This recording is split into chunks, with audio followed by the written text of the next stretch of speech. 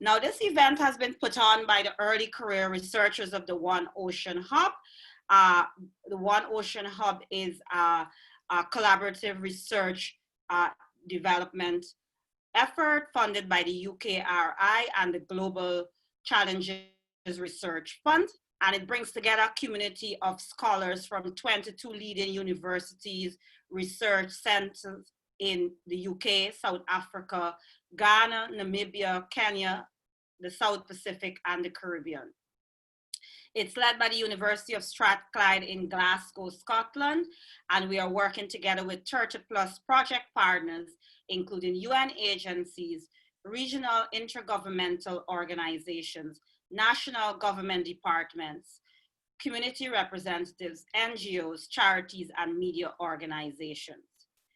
We are united in a shared passion for the ocean. And if you would like more information, please visit our website at www.oneoceanhub.org.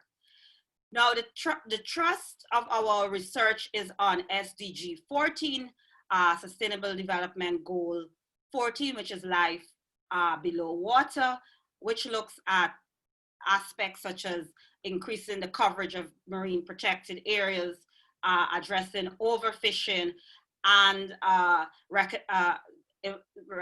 dealing with the impacts of pollution and climate change. We also recognize that the ocean environment is an important source of food as well as livelihood for many persons around the world.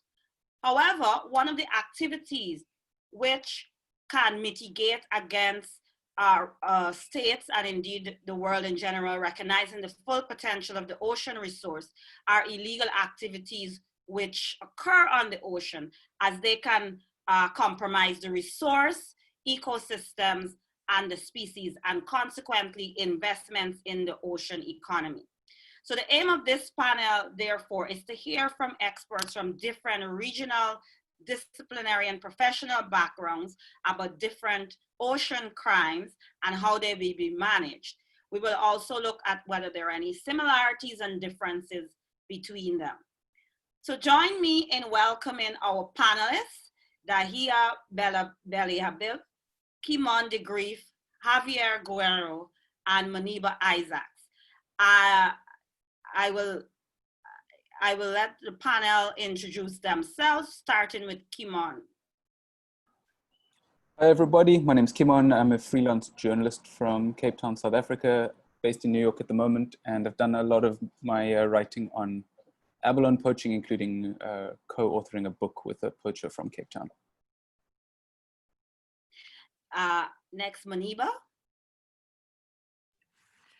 Good evening, everybody. My name is Maniba Isaacs. I am from Cape Town, the University of Western Cape, Institute for Poverty, Land and Agrarian Studies. I'm a professor there. And I've also been, for the last 25 years, my life work has been mainly on running up and down the coast, interviewing fishers and fishing communities and understanding it from their perspective. Thank you. Next, Delia. Thank you very much, Alana. My name is Delia Bel Habib, and I'm a principal investigator on fisheries at EcoTrust Canada. So my work is really transdisciplinary and trans-scale in nature. I work nowadays mostly on fisheries-related crimes and the fisheries management or the lack of fisheries management globally, but I focus a lot on East and West Africa. And last but not least, Xavier. Thanks, Alana. Hi, everybody. My name is Xavier Guerrero. I'm from Colombia. My background is in science and technology studies. I've basically been studying for the last almost 10 years already technological innovation in the war on drugs in Colombia, especially maritime transport methods. Okay, fantastic. Okay, so let's begin our discussion. So we have three segments, so to speak. And then in the final segment, the fourth segment, we will have the question and answer section. and we can have further discussion. So the first segment, we'll be looking at illegal, unreported, and unregulated fisheries, especially on a larger scale. Muniba will get in, can say more. We ask Muniba or perhaps Kimon to say more about IUU fishing as this call. But I just wanted to set the context. I just wanted to give you some figures as given by the FAO. So illegal, unreported, and unregulated activities are responsible, this was 2019, the loss of 11 to 26 million tons of fish each year, which are estimated to have an economic value of US 10 to 23 billion dollars. So from both a resource perspective as well as an economic perspective, IUU fishing is clearly it impacts on our ability to realize the benefits of the ocean economy. Delia, perhaps you can start us off by defining what falls under the category of fishing known as IUU fishing. Sure. So thank you very much for the intro and for the video.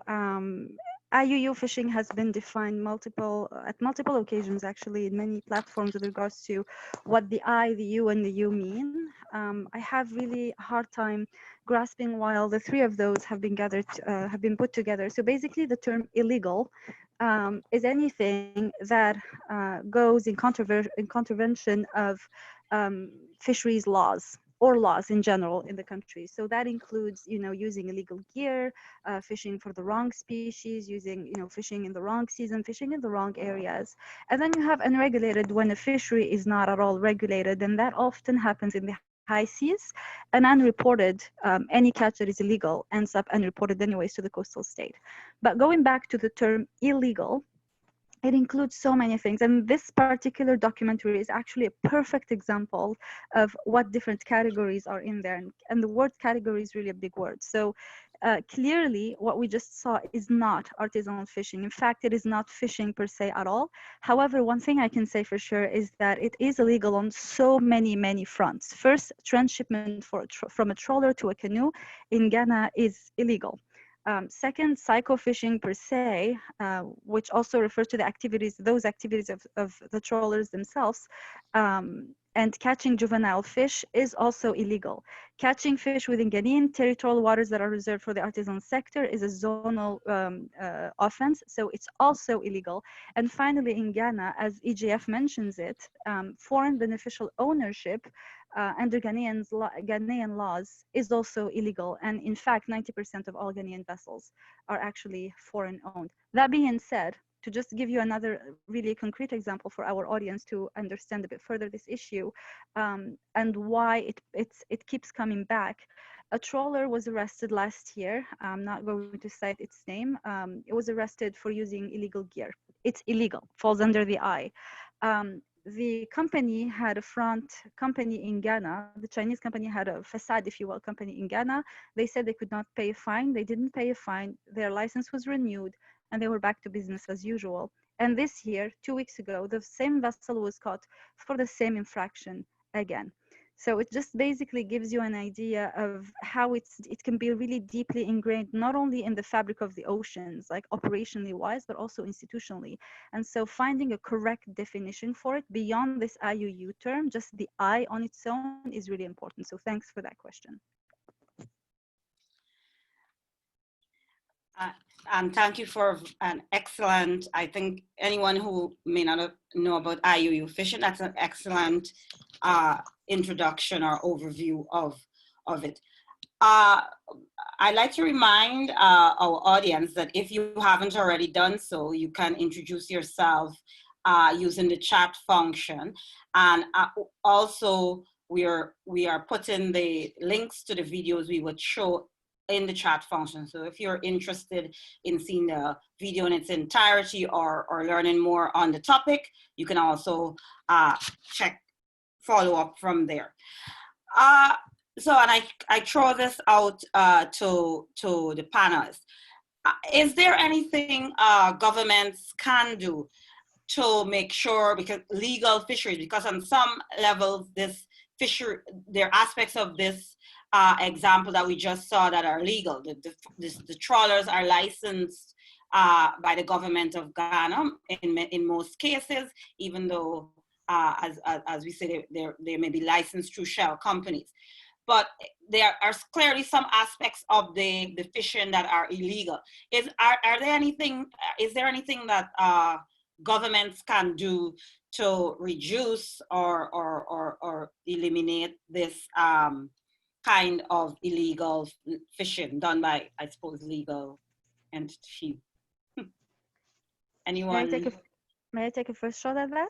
Yes, of course. I can dive in? Okay, great. So it's an amazing question, actually. And I think that many of us will agree on the same thing. So the first thing that has to be there and out there is a strong political will to address the issue to begin with. That's, I think, the first key ingredient in the recipe, and no corruption, because corruption really hampers a lot of these efforts. There have to be strong regulatory frameworks as well. So it's not only about what the government can do, but also what is the context within which those fisheries evolve. So a strong regulatory framework that defines properly what illegal actions are and their sanctions is really important.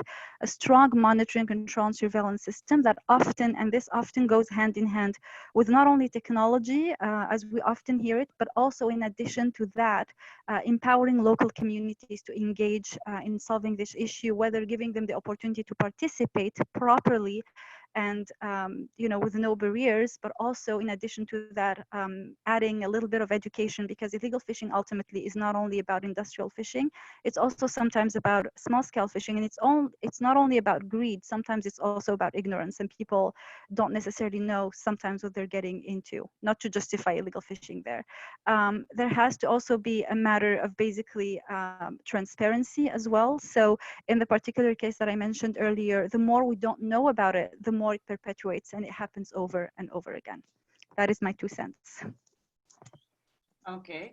Anyone else wanted to share their views on that question? Can I take a stab on it? Of course. Yeah, I tend to see it a little differently, because I often look at it from a perspective, not from an enforcement, but how enforcement responds, or government regulations respond to small-scale fishers, to communities.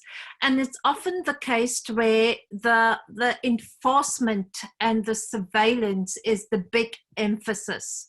So we need better enforcement, we need stronger surveillance, we need to catch the criminals, we need to catch the poachers. So the approach in itself, often for me, it's problematic, and it's often where the lines cross between what is illegal, what is unregulated, and what is unreported. And it's often in that all three of those categories are very difficult when it comes together. But when those categories come together, it's in most cases a fisheries management regulation issue.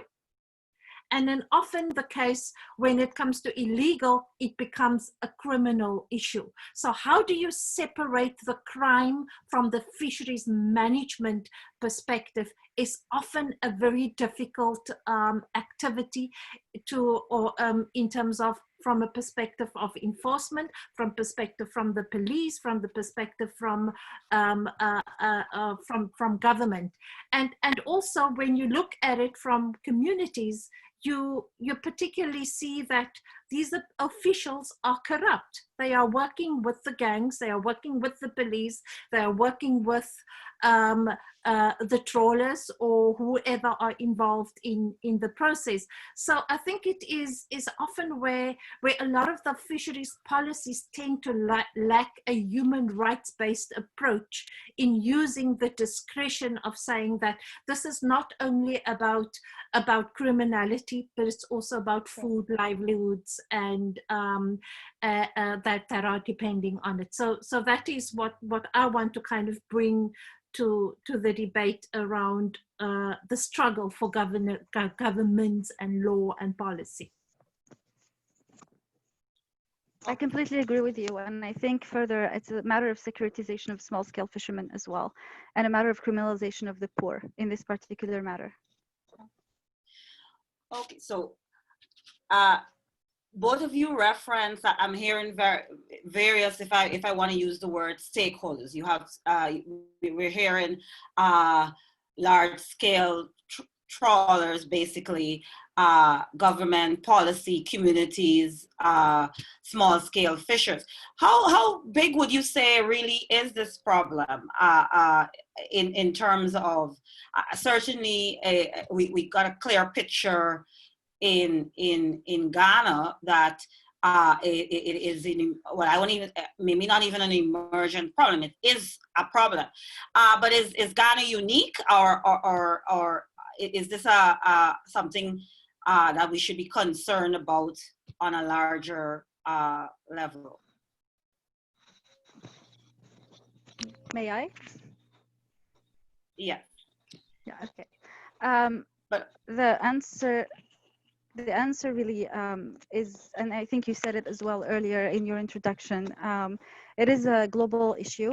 Obviously, Ghana is absolutely not unique. It happens both in developing countries, in poor states, but also in the developed world as well. In fact, Canada leads the way in terms of the number of offenses globally. So it has the highest number of illegal fishing offenses in the world. Despite, you know, as Maniba has mentioned very well, despite a strong enforcement system. So it's not necessarily about enforcement. And we know here it's also a matter of sense of entitlement and other issues such as like that. That being said, illegal fishing is a major issue everywhere. It's not only an issue because of the world's ocean and because of SDG Goal 14, but it's also an issue because of the militarization of enforcement on its own. It's an issue because it generates really severe consequences for the small-scale sector, and they in return engage in some sorts of as one way to adapt in illegal activities as well, and that is not a proper issue, as Maniba as well mentioned, for illegal fishing, but it's a matter of human rights as well. So in this Monday, there will be a paper coming out looking into how the small-scale sector has been pushed to engage in illicit drug trade because of illegal fishing and overexploitation, these kind of issues. So it is a global issue, not because only it generates loss economically or livelihoods, but it also the way that people react to it, something that we really, really need to start looking into more deeply. Okay. So one of the things that is quite clear is that possible or a way of addressing, I don't want to say solution, because it clearly is a complex issue. And one of the things is, one of the ways of addressing it is clearly not criminalization, and because clearly that is not the most effective means. Can countries cooperate? Is cooperation or either on a national or regional basis a way that countries can utilize to address this issue to some degree of success? And I this is a question I address to anyone. If I can take a first shot at that, if unless somebody else wants to. Okay, so sure. Okay, so there are actually a lot of cooperative movements that are ongoing, task forces, for example, a little bit everywhere in the world. There's one in West Africa, the FCWC. There's one in East Africa through Fish Eye. There is one in Southeast Asia.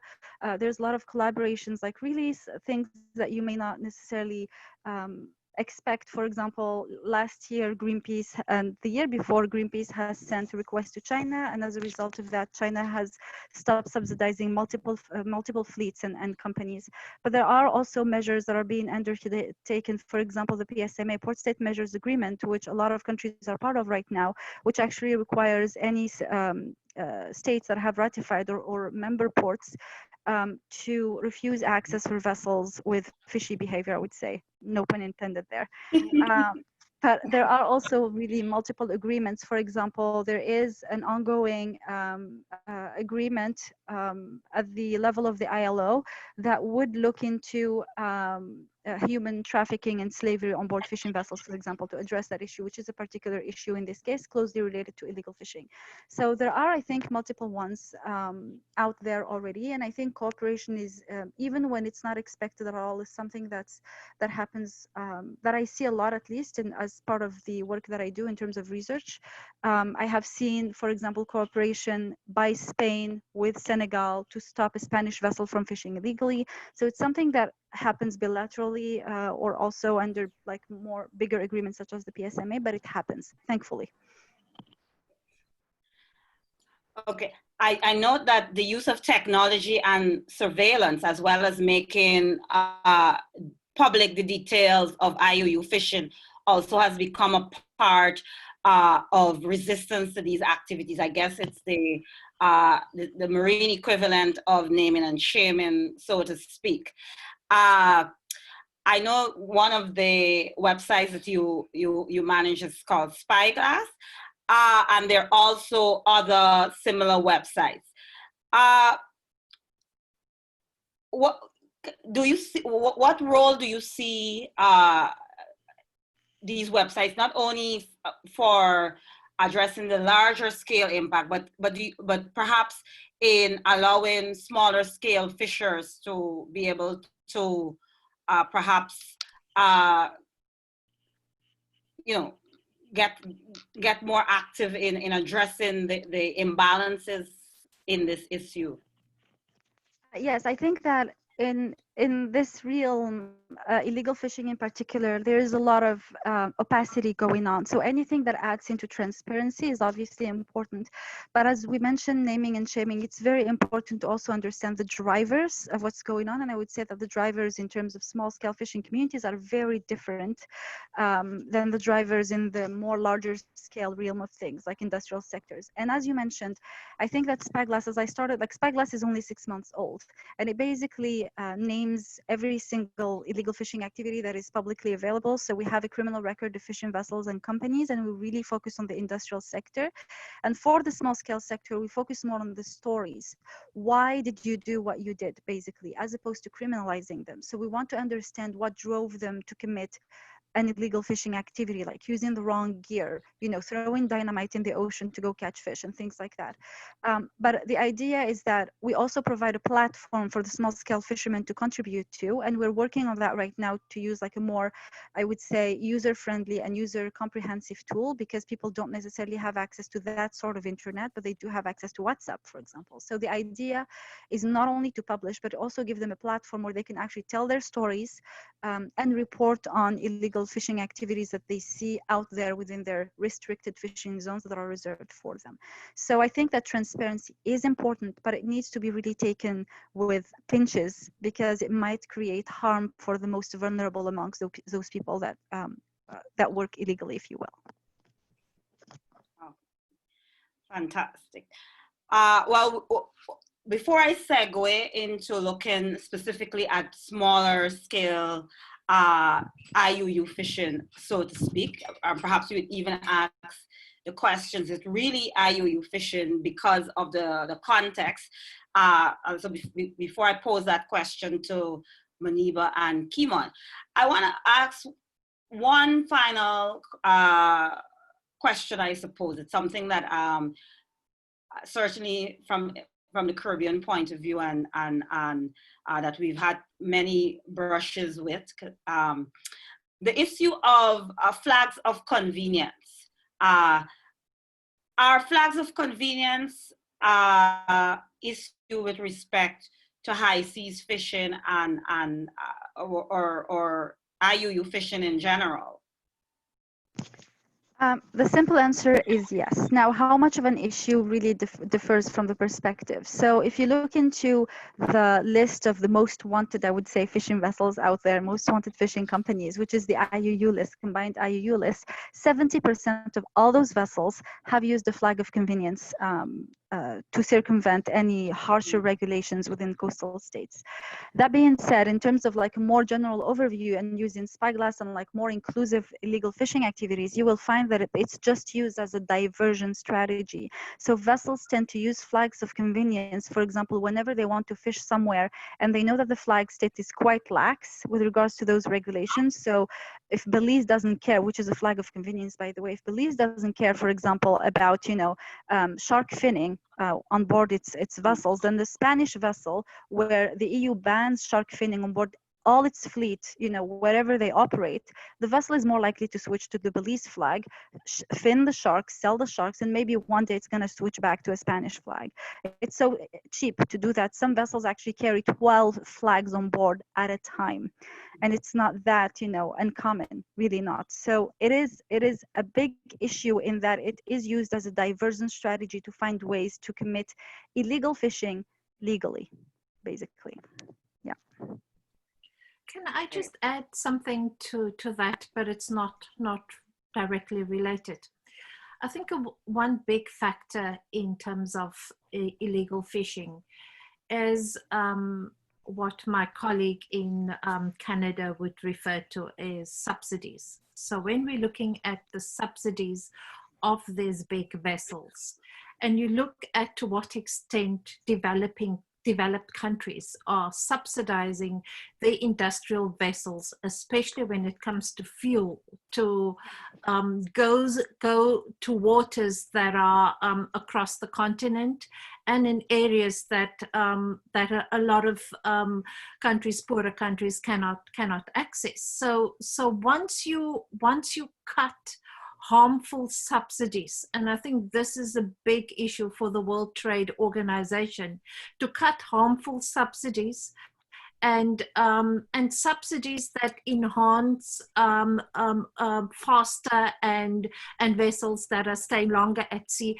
are all harmful subsidies in terms of, and if you look at countries like Canada, France, Spain, European countries, and I don't necessarily think that we should only think that it is the Russian, the Taiwans and the Chinese vessels that are the ones that are part of the illegal fishing. If you really look on the map, you will see that there's a lot of countries in Europe and in Canada and other parts of the world that are also partly part of illegal fishing, and I think that one should not just make that relationship towards China. Not saying that China does not play a major role in terms of the illegal fishing, but for me, it's not just about flags of convenience. It's not about some more militarization and securitization of it and more surveillance and more technology. It is about these subsidies, and once government provide more subsidies to these vessels, that means that the poorer countries are at risk. On the other hand, you also find that it's the foreign investment, the agreements, the bilateral agreements between maybe a Dutch company and Ghana, or a South Korean company and Senegal, in terms of bilateral investments for fish stock. So these are the kind of agreements that are all partly part of these illegal activities that I feel is a complex mix when we say it's just not illegal, unregulated and reported. It deals with investment, it deals with subsidies, it deals with governments. So it becomes more complicated than just saying 90% of the vessels is China, or this is the amount that is overfished, and that. I think we must be careful with these broad statistics that we tend to kind of raise the flag to, but also look at the contextual issues as to why countries engage in these agreements, and also more particularly unpack the notion of harmful subsidies, and that is almost what countries don't want to touch on, is the fact that in terms of the investment in their vessels. Okay, thank you very much for that, Maniva. Yeah, I have to say that looking at this video, one of the things that strikes me is that in my region, the Caribbean region, if we substitute abalone with spiny lobster, queen conch, or even the sea cucumber, which are all highly sought after species, and also the link with the illegal drug trade. So it seems to be on the line court.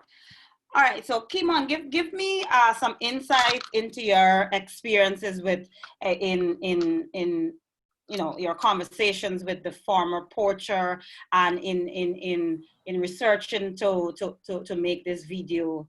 You know, how you know, what's your insight in respect to you know, the dynamics of IUU fishing with respect to smaller scale fishers? Okay, I'll try to do a short answer. I started researching abalone poaching in 2012 for a master's thesis in conservation. It was an issue that conservationists were very concerned about, that this shellfish was being driven to the brink of commercial extinction and so on. The research that I got into was really trying to get some kind of inside view of that system. And I thought the more I researched it and read scholarship from people like Muniba, the question to me changed to what is it about South African society that operates as a production line for poachers? So we are, by any measure, the world's least equal society. Many people live in extremely marginalized circumstances, not by any historical accident, but because they were placed there, dispossessed of their lands and rights, and essentially made to fish for the profit of other people, or white-owned commercial fishing companies during apartheid. And that context doesn't really go away, even when a country like mine does this incredible thing and gets rid of apartheid and becomes the Rainbow Nation and elects the visionary Nelson Mandela as leader. On the ground, things didn't really change as quickly as people hoped that they might change. And in parallel, China was opening up its economy, the late 1980s and early 1990s. And in Chinese cuisine, there's an immense premium placed on, you mentioned sea cucumbers, shark fin, abalone. These foods are marine delicacies. They're known as the 4 marine treasures. The other one's a swim bladder of certain tropical fish. And they're much like champagne might be in Western culture, something to show respect to somebody, to celebrate an occasion, to conclude a business deal. They're aspirational consumer items, and demand for those just went through the roof as China's middle class started growing, and China's economy entered into this incredibly rapid period of growth that only started slowing down a few years ago. And so halfway around the world, in South Africa, where we happen to have abundant abalone and a reasonably profitable abalone commercial fishery, but one that was not in any way distributing the wealth that it was generating into fishing communities that had been marginalized. The circumstances were very ripe for the evolution of a black market. And a black market evolved very quickly. By the mid-1990s, we had a very criminal trade in abalone that was paying people 10 or 15 times what someone might earn in an entire month in their community for one night's work.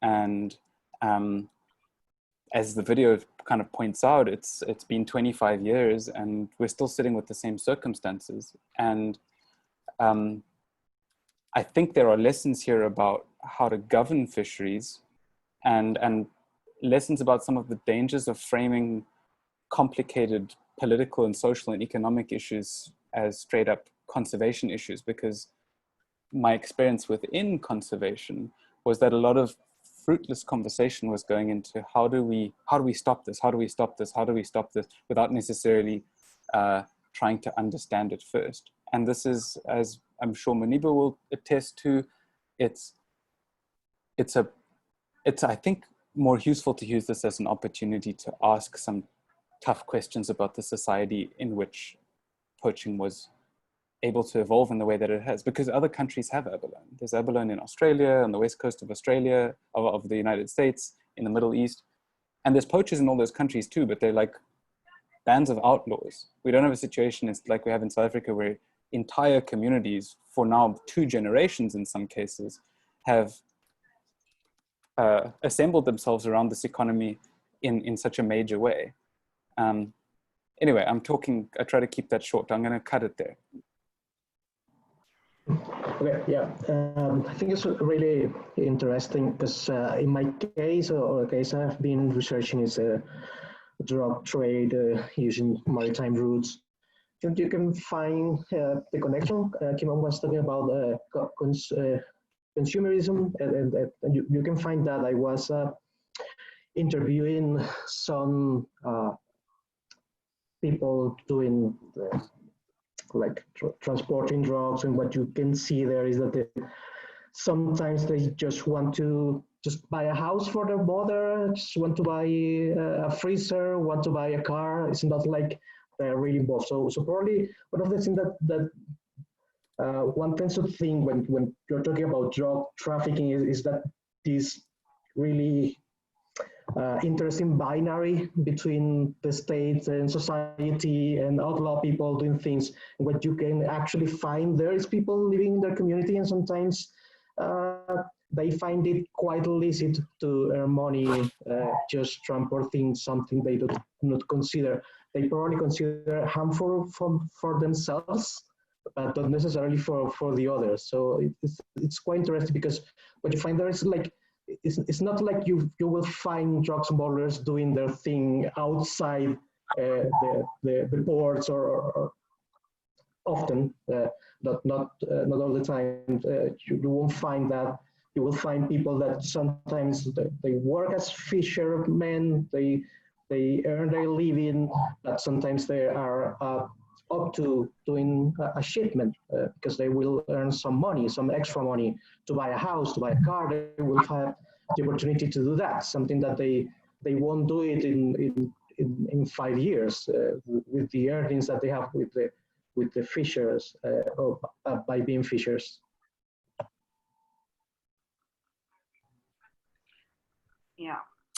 Yeah, it indeed complex issue. Maniba, how hard is it to fight illegal fishing in small scale fishing coastal communities, which have to adhere by traditional laws of methods of law enforcement? And in some cases, we see that these traditional methods have failed, and they can be for a variety of reasons, which perhaps maybe you want to shed some light on. Or as Xavier would have said, it's not necessarily that the fishers or the persons, because let me not criminalize the fishers, want to engage in these sort of activities, but sometimes, you know, within the context they're in. So we like to give some thoughts on that. Thank you for your question. You know that fisher livelihoods and illegal fishing and poaching, inequalities, injustices, an apartheid system that, as Kimon described, took away your land and your rights to a livelihood. And if you connect this current injustices system that we have in South Africa, and you look at the news nowadays and you see Black Lives Matter, and you see the injustices against Black and brown people in America, in Britain, and all across the world. And in South Africa, we had it as an institutionalized system to kind of deprive structural inequalities and injustices from slavery, from colonialism, and then apartheid was the cherry on the top. And now you have people who are living close to the coast, and they are next to the resources. And in most cases, those the policies that are in place are not there. They are not, in most cases, sometimes up to today, many of them do not have access rights to the resource where they live next to. And this is often a challenge if you, and the system of often conservation and the system of monitoring and getting community to co-manage the resource without even having rights to the resource is often problematic. So you find that the tools that are used to govern the resource and to manage the resource, and the fact that you have extreme poverty and inequality is often incompatible when you want to kind of have a system where you want to make, where you want to make people who are poor, vulnerable, food insecure, who are unemployed, who do not have jobs. So a key part of the problem is the vast inequalities that we have in this particular system. So people would live close to the coast and they would not have access rights, and they will see that the big fishing companies will get wealthier and wealthier of the resources, and they will get poorer, as you have seen in Kimon's system. So it is often where I do not want to romanticize community, and I also don't want to romanticize crime. And I also don't want to also just say, I think there's a picture that is missing out of the video, that it seems that the majority of the criminals, there were also many white people, white divers initially, that were part of the abalone trade, that started the abalone trade, because a lot of the fishers were not necessarily divers. A lot of the fishers were not even able to swim. It is now currently in the last 15 years that you'll find that a lot more black and brown people are actively engaging in the criminal activities, and how that is linked to the gangs. I think that picture of white divers is an important picture, and I know, Kimon, you raised that in your book, that the white divers are part of that. But I think that if you are not going to deal with the structural inequality and the poverty and the food security within communities, you won't be able to deal with the illegal and the poaching and fishing.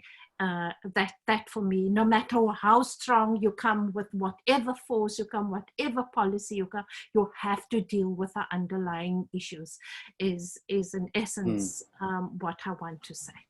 I would just add one thing there, which is sort of like been buried in, I think, both what Muniba and I have been saying, is there's issues of poverty and people wanting to get what feels like rightfully. There's also the issue that the South African state is just perceived as completely illegitimate in large portions of South African society for very understandable reasons. So it's a government that is absent from people's lives, not really providing livelihoods, and then coming to police issues of fisheries, or saying your community is a criminal fishery, you're a criminal community, and sort of there's this very hostile law enforcement approach that comes in instead.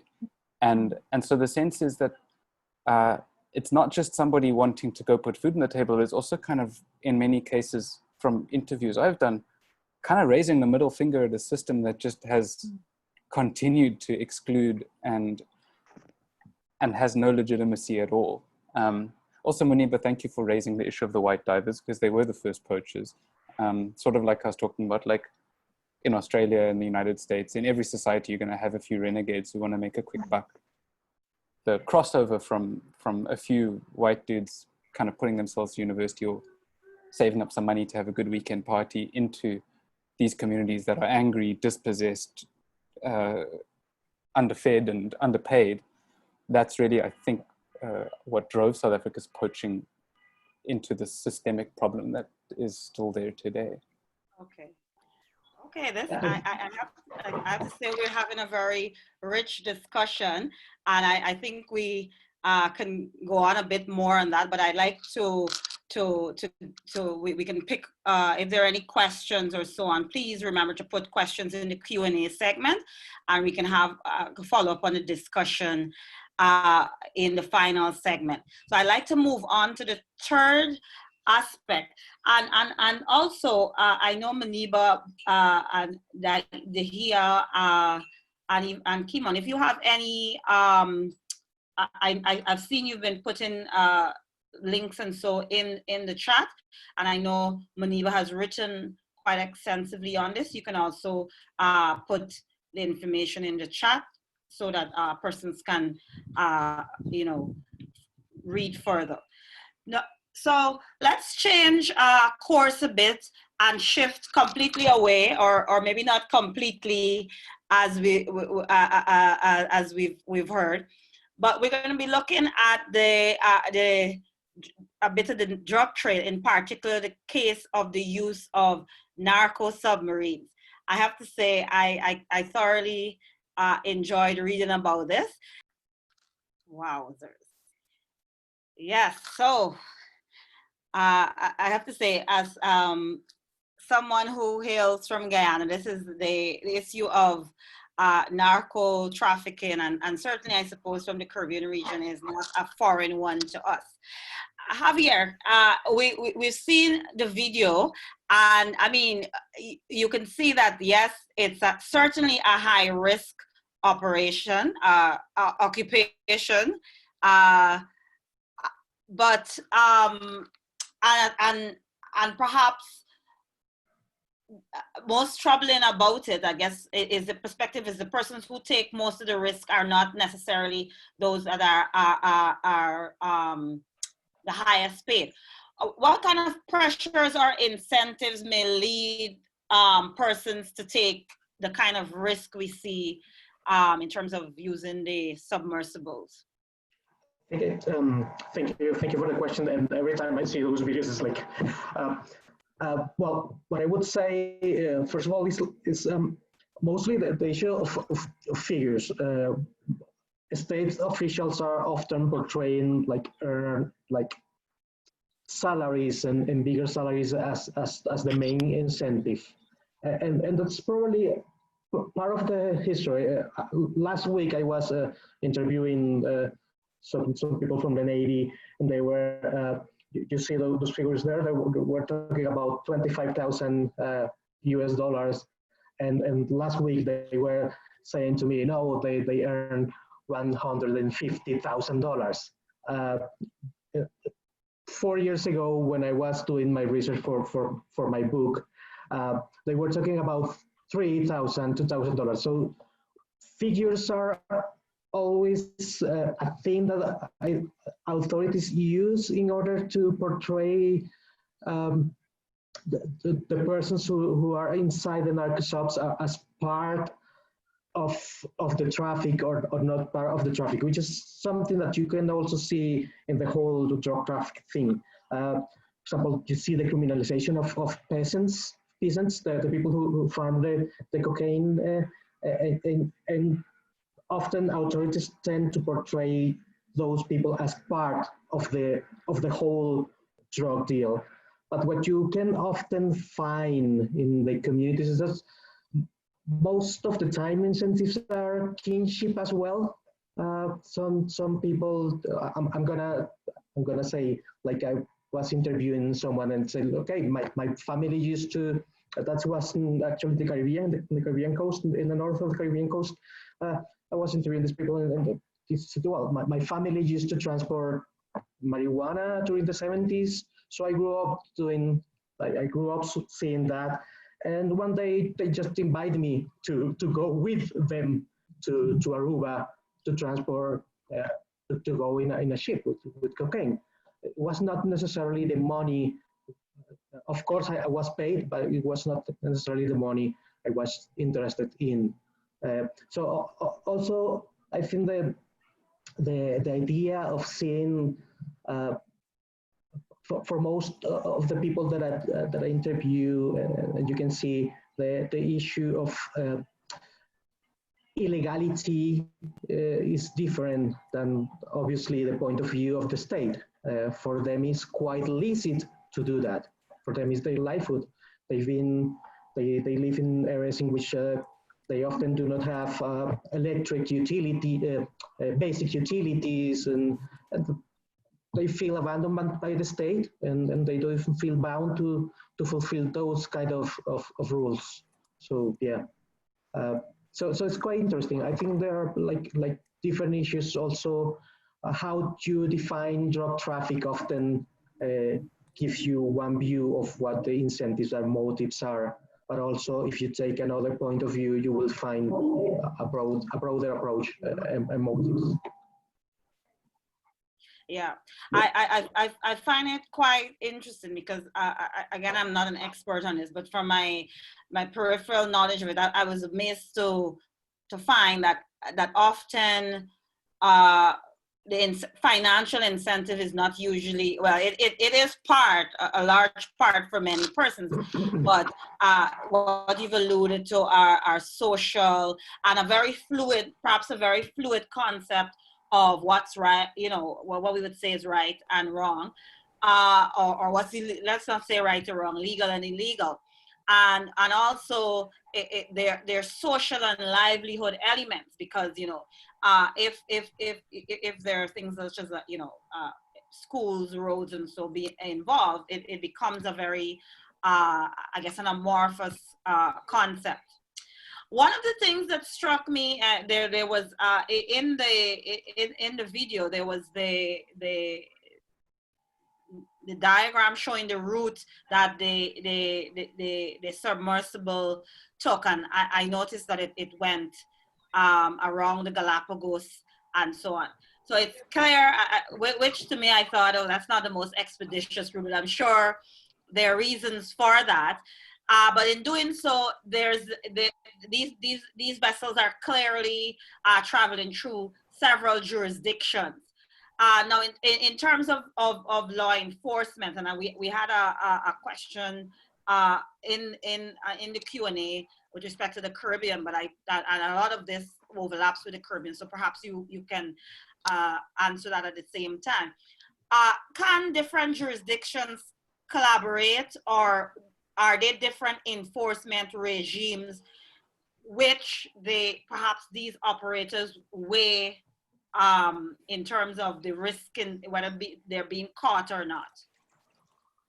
Well, first of all, I would like to say the issues of actually being able to map drug smuggler routes it's a really interesting topic of study, because what the Navy and the police and the U.S. Navy, DEA, what they try to do is to diminish the uncertainty, to be able to say we are actually doing our job. So when this captain, he tries to map the route of the narcosops, he's only trying to say we know what they do, which actually most of the time they don't know what they do,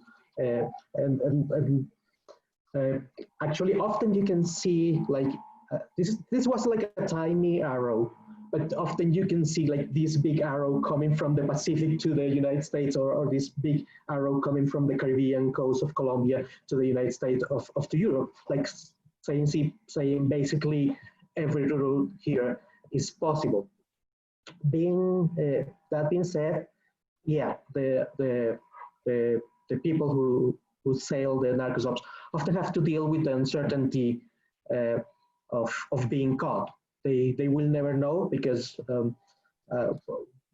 most of the time what you see on those kind of videos is that it is possible for the Navy to capture the narcosops, and they often see being captured on the sea, and that often tend to portray the idea that this big operation was in place, and usually is different. It's mostly intelligence, which lead the Navy to the narco zone. So the people who sail in the narco zone also have to deal with uncertainty. They have to deal with the uncertainty of by whom they are going to be caught, because they will be prosecuted by the authority that actually catch them. If they happen to be near Mexico, they will probably be prosecuted and incarcerated in Mexico. They will try to avoid being captured in open sea, so they will try actually to go near the coast as possible, because if they are captured in open sea in the ocean, it's usually the United States Navy who has the capabilities to capture them, and they will try to avoid that, because if they are captured by the U.S. Navy, they will be sent to the United States and persecuted there. Probably they will get a longer sentence than if they're captured by Panama or Mexico, or actually even Colombia. Which is also very interesting because, well, I think this video is from 2009, something like that. Yeah, I was about to ask you that. It's 2009. So is it, is narco trafficking still occurring using this methodology? Yes, they do. Actually, like, I don't know, like a month ago, they captured one going to, actually in Spain. So yeah, they're using, and they're going to different places now. But I was about to say was like, the captain in the video, he shows like this valve that allows the narco subs to get synced, and those are not used anymore, because in the beginning, just you have to, well, if you are just in the sea, you are not carrying drugs. But now visual evidence is a proof of your carrying drugs. Now it's actually prohibited to be sailing as a submarine artifact, even if you are not carrying any drug inside it. So that's Okay. Okay. Well, I think we can. We have so much more to say. I have so many more questions on this topic. One of the questions one of the comments I was going to make is the use of the I suppose benefits or not benefits of using the so-called ship rider agreements, which are very popular in the Caribbean. But we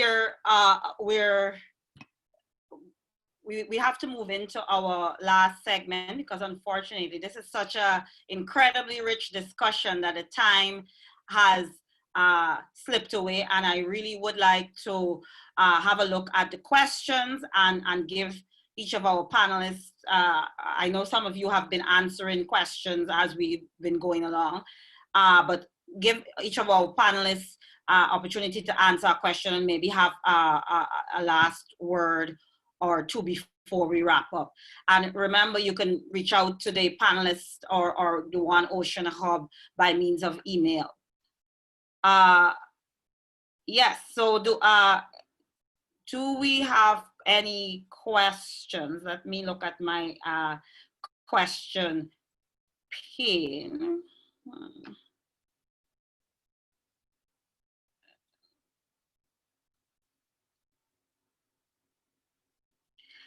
All right, I think most of the questions have been answered. So I have some questions. Now, one of the obvious things that jumps out is there are obvious links between illegal fishing and narco trafficking.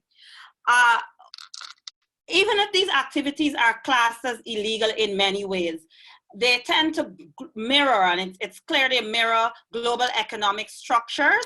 And the question also becomes who incurs the greatest risk and who benefits, and how much. Given the asymmetries that you have revealed in your discussions, should we be rethinking how we define the term illegal, as in illegal activities on the sea? And I throw that out to all of you, actually, because maybe this may be our final question, or second to last question. Can I start? I think that there are many ways in which laws criminalize activities. For example, you are not allowed to pick up shells and sell these shells that are empty and are laying around. And if you are caught with these shells, you could be fined. So something that are just laying around in a community I work in, women are struggling to survive and wanting to work on trying to do some creative activity, but the law do not provide them to do. So in many cases, sometimes the law create ways of criminalizing livelihood activities that was before a practice, but suddenly it is restricted. And I think that for me is just one of the contributions that I want to make in terms of small-scale fishers and livelihoods and access to food. This could also be done via marine protected areas. Suddenly the area where they are used to fish becomes a no-take zone. So if they enter that zone, they become criminal. So it's how lives of poor people are being criminalized on a day-to-day basis is a form of violence for me when I look at that via the state. And the state plays a key role in that, but also the industry and also in terms of the question you ask, who benefits? I think that is a key question. I'm going to stop there so I can give others also opportunity to chip in. There, sorry, can I? Go ahead, Xavier. I was thinking, like, I think we mentioned several times the idea of militarization and how actually militarization affects those communities. Because looking at the reference, I think we're talking about I was talking about narcosops, and narcosops are, like, obviously an interesting artifact to look at. But most of the traffic also happens in different ways. The traffic also happens using cargo containers. Traffic also happens using trawlers, etc., etc. But most of the time, you cannot, as a marine authority, you cannot stop the flow of commerce. You cannot stop the port, the cargo containers from going. But what you can do is try to impose that authority and that military authority on the communities that are most vulnerable, and you will give the impression of doing something. You will do the impression of, okay, I'm trying to stop the flows of illegal drugs, because look at that, I'm putting the Navy, I'm putting the military in this community because they are the drug smugglers, not this whole other, like, yeah, the authority, port authorities, and etc. So I think that's quite an issue to talk about. Yeah. Yeah. Delia?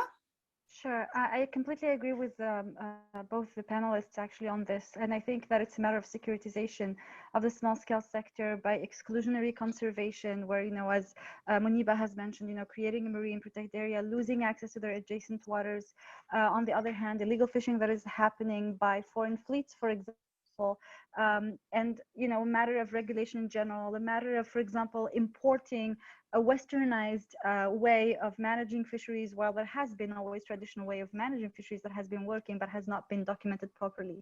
That being said, I think, and within this nexus, I think that there is a huge and stark difference between what we call illegal fishing within the small scale sector and actual illegal fishing by more the industrialized sector there, which is one of the major issues that WTO has. The World Trade Organization is dealing with right now to agree on subsidy bans because of the special differential treatment. Like, we cannot eventually ban everything from the small scale sector and industrial sector. There has to be something to protect the most vulnerable. That being said, in terms of definitions of illegal fishing, I think that on the nexus or on the side of the industrial fishing, particularly whenever it happens from a foreign perspective, which is quite simple to actually defined as a transnational crime, because when you have a foreign fleet going somewhere where they shouldn't be, that's totally a transnational crime, and Interpol defines it as such. But in addition to that, that really interlinks and goes back again to the small scale sector. In a paper that is coming out, as I mentioned earlier, on Monday, we looked into why the actual small scale sector engages in narco trade. They end up being basically narco mules as opposed to actual drug traffickers. They carry drugs on board not because they want to, not because it's an amazing opportunity for them, which actually becomes an amazing opportunity because they have been excluded from their adjacent waters. And I think Javier's work highlights that very well. They're not on board fishing vessels, at least I'm talking about. So when you find yourself losing access to your adjacent waters because suddenly, under the auspices of blue economy, there's this huge no-take area that has been created and replaced by a tourist resort, what do? If you have to feed your kids? And that's something that we have to think about when we're thinking of defining illegal fishing. Are we talking about everything, a blanket definition and a blanket rule for everyone? Or do we have to actually make sure that we separate those that are vulnerable from those that actually do proper illegal fishing as per the definition of Interpol? Okay, we're coming down to program time. I just like to ask Kimon if he has final words, and then basically we'll wrap up with a video. I just like to say that if you have any questions or you want a further discussion with our fantastic panelists and presenters, please feel free to reach out to us. I hope I'm speaking for everyone. I'm doing the we, but please feel free to reach out and we can continue the discussion. It has been quite rich, and we actually don't have the time to get to all the issues. Kimon? I don't have much to say other than I think Xavier touched on this.